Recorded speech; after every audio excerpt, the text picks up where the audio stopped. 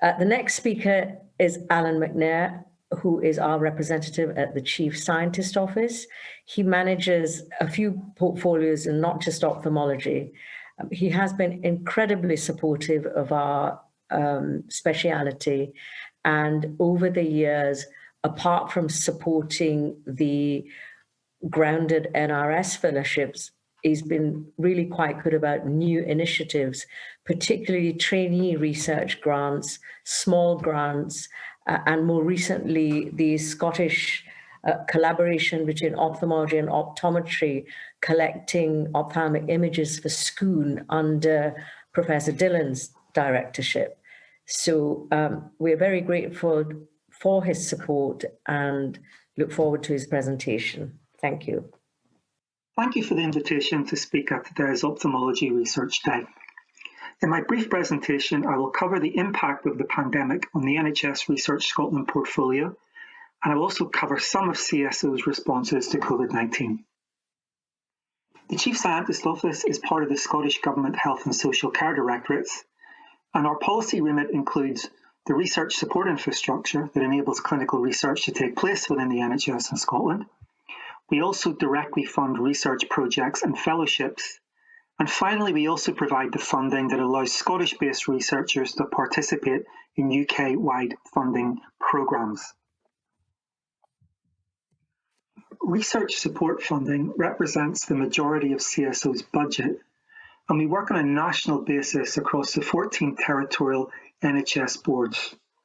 This national working ensures efficiency and consistency of approach. Some of this infrastructure is indicated on the current slide. Time precludes going into any detail, and I would encourage you to visit the NHS Research Scotland website, where full information is available. A crucial component of the research support infrastructure are the 26 topic-specific research networks. These networks are defined by clinical specialty, and each works nationally across their portfolio of studies, providing advice and support to ensure that patients are recruited to time and target. Today we are guests of the Ophthalmology Network, which is very capably managed by Roshini and Sarah. And again, I would invite you to visit the relevant page on the NHS Research Scotland website to learn more about their work. The primary purpose of the research support infrastructure is to make trials available to patients here in Scotland. The success or otherwise of this is evidenced by the number of patients recruited into studies.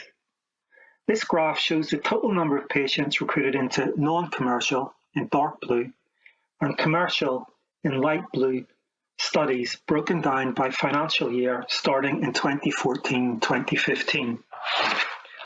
What we see is that the average number recruited per year is around 35 to 40,000 patients.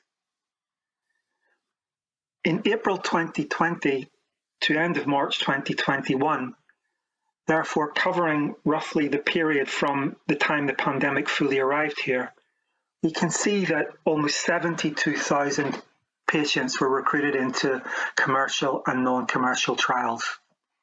We don't have the full figures yet for 2021 to 2022, but indications suggest that, again, the number recruited in this period will be much higher than the normal recruitment level to studies. I think that this shows that the overall system, despite the stresses and added pressures caused by the COVID-19 pandemic, has really outperformed in terms of making trials available to an absolutely exceptional number of patients during this period. This slide shows the number of patients recruited per quarter, starting from January 2018 and concluding in September 2021. There are three categories. Non-COVID studies are shown in red, COVID studies in green, and the specific subset of COVID vaccine studies are shown in black. As seen in the previous graph, the total number starts to significantly increase from around April 2020. What we also see is that the vast majority of these recruits since that period have been in COVID and COVID vaccine studies. We see some evidence that non-COVID recruitment has perhaps started to recover, and CSO considers this the big challenge going forward, working with colleagues across NHS Scotland, including the research networks, to pursue this recovery of the non-COVID research portfolio is our key priority going forward. I would like to emphasise that this is not unique to Scotland and has been seen across the other 4 nations of the UK and wider afield. I would also like to emphasise that included in the COVID figures are recruitment into studies including recovery, REMAP, CAP and ISARIC, which have been absolutely crucial in developing our knowledge of the virus and also pointing the way to new therapeutic approaches. A key role for CSO during this period has been the provision of advice and messaging to the health research community. This slide is from the CSO website landing page. In blue are links to some of this messaging activity over the last 18 months. This includes links to work carried out by the 4 UK Chief Medical Officers to agree an approach to the strengthening of the clinical research delivery infrastructure in response to the pandemic. And we've also updated colleagues on an agreed approach that was current in the first wave of the pandemic around the prioritisation of research resource. We also have links to some of our specific COVID-19 funding calls and also the work that we carried out to support research that we had directly funded that needed to be paused due to the pandemic.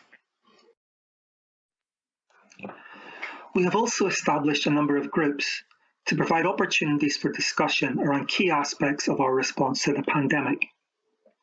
Here I have highlighted the Restart Strategic Oversight Group, which is chaired by David Crossman in his role as Chief Scientist, and which includes a wide range of representation.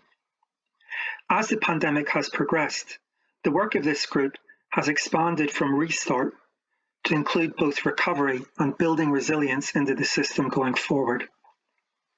A key representation from this group was to set up a short life working group to look at how data and digitally enabled approaches can help to deliver clinical trials going forward. This group is in the final stages of drafting its report, which Professor Crossman will take to the wider group for discussion early next year, and which we plan to disseminate more widely after that.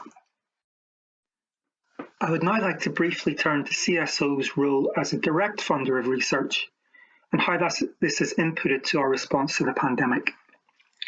In spring 2020, we were given authorisation and an indicative budget of around £5 million to launch a call for rapid, and by that I mean projects of 6 to 12 month duration, research into COVID. The call was defined according to the key parameters listed at the top of the slide, and the response from the research community here was outstanding, with 15 different institutions being awarded funding. We funded a total of 56 projects, and the portfolio of research that was funded amply addressed all of the 5 key priority areas. A large majority of these 56 projects have now completed, and their final reports are available from the CSO website. These are in an easy-to-digest 5-page format, and here I've reproduced the cover pages from 4 of these projects just to give you a feel for the format. Again, time precludes to go into any detail, but late last year, as reports of the long-term effects of COVID were increasing, we also launched a call for research into long COVID itself. 9 projects at a total value of £2.5 million were funded, and again, details are available from the CSO website. Finally, given today's audience, and to move away from COVID, I would like to briefly touch on CSO's capacity building schemes. We feel that supporting the development of future generations of clinical researchers is essential for an NHS with research at its core. The Clinical Academic Fellowship Scheme and our new early postdoctoral scheme, which was launched just last week, offer opportunities for academically orientated career development. The NRS Career Researcher Fellowships allow for protected research time for those working within the NHS. All of these schemes are open to a wide range of clinical professionals. They run annually, and information around application deadlines are available from the contact page of the CSO website. I'd now like to finish and thank you very much for your attention. Thank you, Alan, for that detailed oversight of the structure at the CSO.